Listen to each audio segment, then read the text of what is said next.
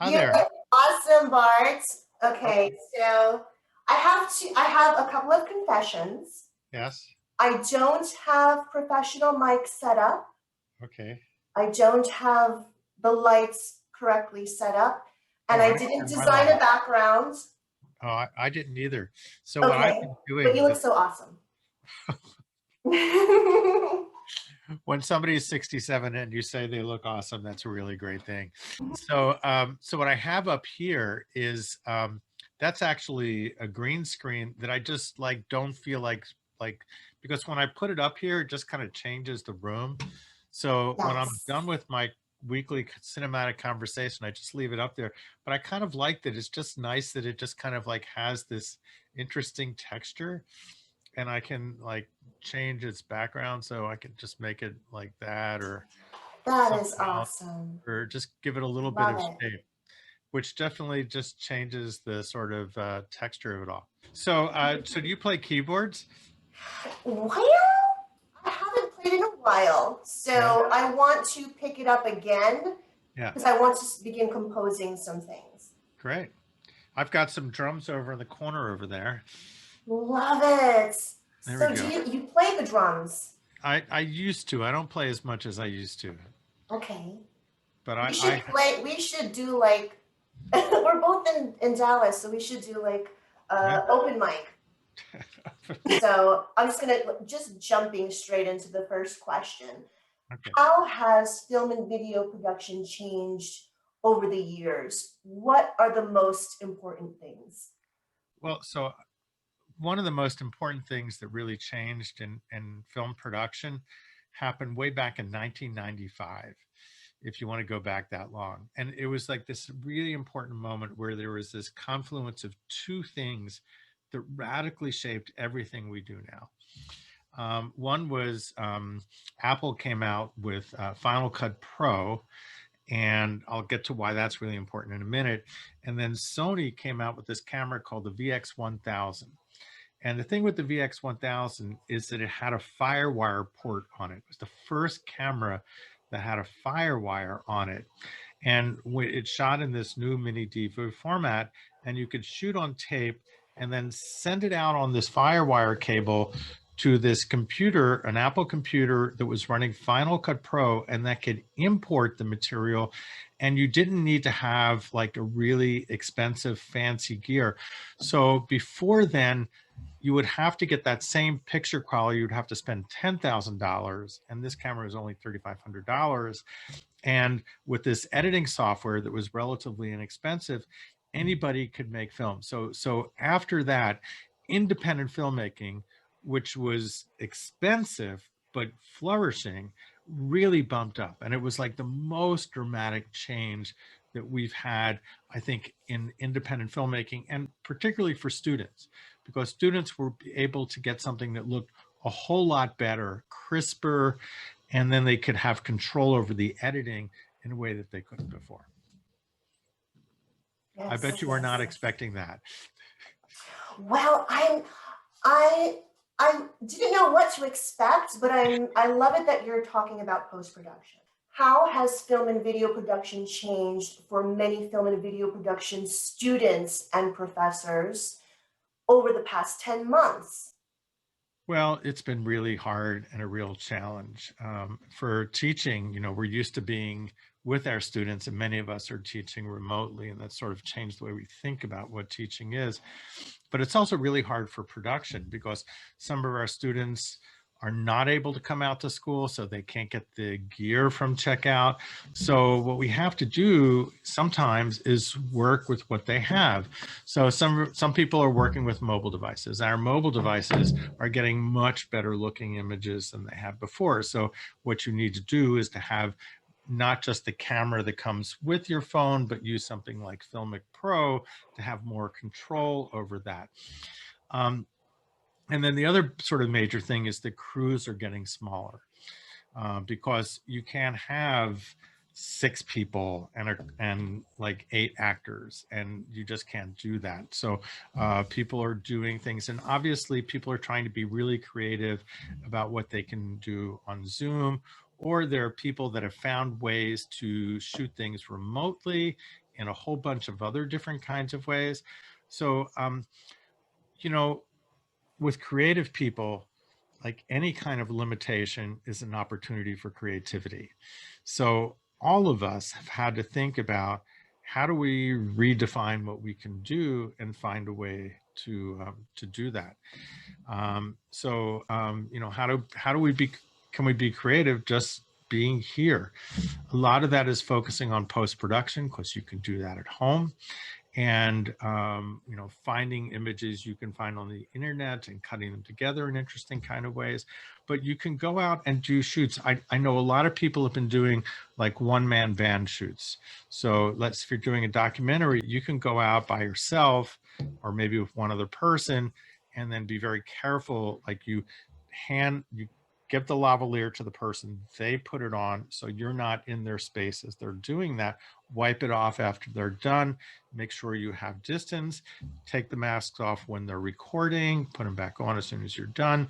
So there are ways in which you can be safe in doing this.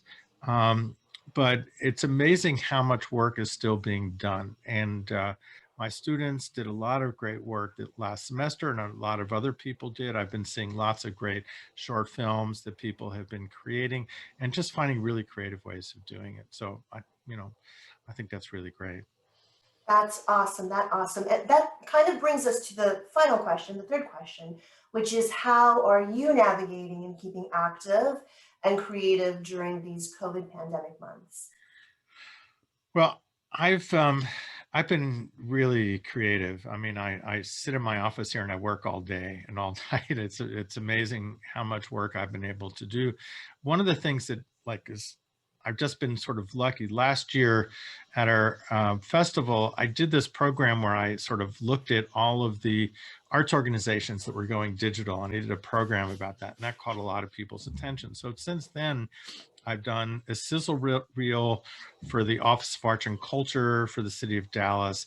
I'm doing another project for another organization about what they're doing. I'm doing another project for the AT&T Performing Arts Center, showing arts organizations how they can go digital.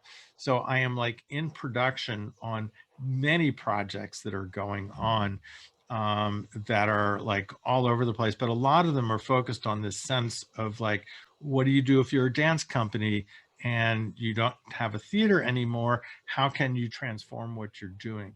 So I think that we as media professionals have a way of helping some of these arts organizations sort of connect. The other thing that I've been doing is our organization, Video Association of Dallas, Dallas VideoFest, has been doing this thing every week since May. And we tell people to watch a film. Last week it was Zodiac, and this week it's going to be City Hall, the film by Frederick Weissman. And then I have an hour Zoom conversation with the guest host.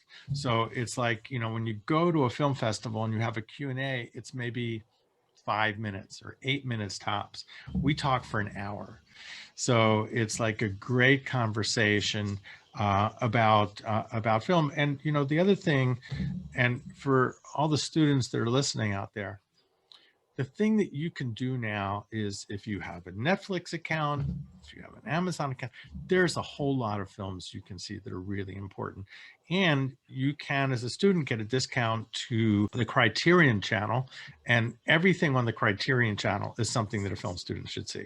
So that's all really good. And then there's another opportunity. I don't know when this is going to drop, but the Sundance Film Festival, which, you know, normally you'd have to like go out to Park City, stand in the cold to get get in line. And it was just, you know, there are a lot of great films and a lot of great people, but not a lot of fun and very expensive to go to. But for $25, you can get a pass to go into the Shorts and the New Frontier program, which is amazing. So you can get to be at Sundance without leaving your home. And that's one of the things that, you know, this living in the pandemic has done, is like, film festivals from all over the world have opened themselves to you if you can connect to them. So Doc NYC, the New York Film Festival, all of these festivals are available to you. So if you're a film student, it's really important to see other work. And now you may have a little bit more time, and it's a great opportunity to do that. So, you know, like by watching films, you get inspired and you get up and make you do things. Go out and do things in a small way, in a safe way. And really the other thing you can do is hone your editing skills, because you can do that on your own. And there's lots of ways of tutorials and things you can do just to get better at your craft. So those are really some ways in which you can maintain your creativity. That is excellent. That is excellent. Thank you for that. And Bart, I'm going to have to hold up this issue. I want to thank you again for this awesome article that you wrote for us. Let's see, it's called Zoomology Excellence in 5 Steps, and it's page 40. I would like to hold this up. I'm going to make sure you have multiple copies. Oh, look at that. That looks good. Good layout. Did you do that? Leanne designed this issue. Oh, that's great. Yes. And this is the cover. I'll make sure that you get some copies. Great. And you know, the thing is about that is, for all you film students out there, I talk about this in that article. It's like, if you're a film student, you want to impress your teacher, right? Like that's a really good thing to do. And so just by changing the light on your face, like just like adding something or doing something effective, like that you shaped it, like that will definitely impress your teacher. And then like better things will come out of that. And that's something you totally have control over. I know a lot of people are like, I've got a brother here and, you know, I don't have much, but there are things you can do in your space. Just like when you're shooting, you control the space in front of you, the light and the sound and all those things. Just think of this, think of where you're doing your Zoom or your Teams or whatever you're using as your studio. It's not your bedroom anymore. Well, it could be your bedroom, but it is your studio. And as your studio, you can design it in a way that makes sense. Yes, yes. Thank you so much, Bart. Well, thank you, Jody. Thank you. And thank you for editing my copy. Anybody who edits my copy gets something special in life.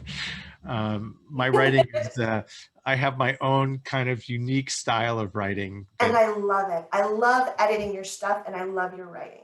You're awesome. Well, Jody, thank you so much. I hope this is what you wanted. Yes, absolutely. Thank you so much, Bart. You are awesome, awesome, awesome. All right. Thank you. Thank you so much. All right. Take care. Good to see you. Good to see you, Bart. Take care. Bye-bye. Bye.